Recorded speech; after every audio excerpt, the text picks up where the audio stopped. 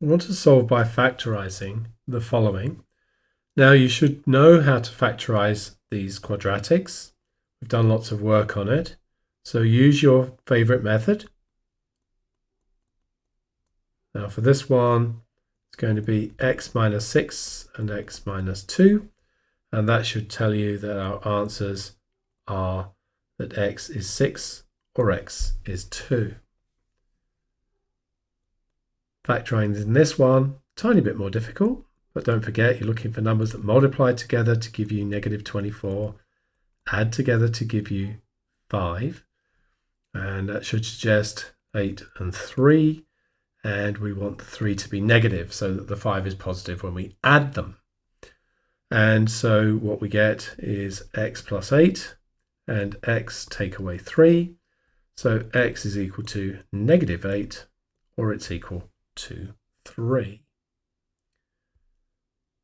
Now we want to solve the following using the quadratic formula. Remember, this refers to the quadratic ax squared plus bx plus c is equal to 0. So by comparison with this, we can see that a is equal to 1, b is equal to negative 5, and c is equal to 2. So x is going to be the negative of negative 5, which will be positive 5, plus or minus the square root. Now, if you square negative 5, you get 25. Remember, it's always going to be positive. Take away 4 times 1 times 2.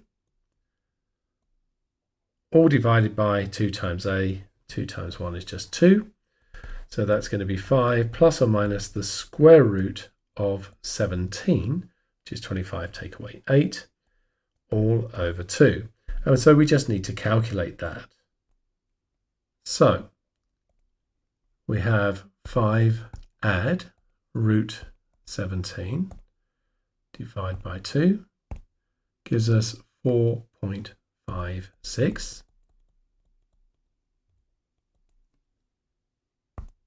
And then we can just tap and go back and edit that into a minus, and we get 0.44.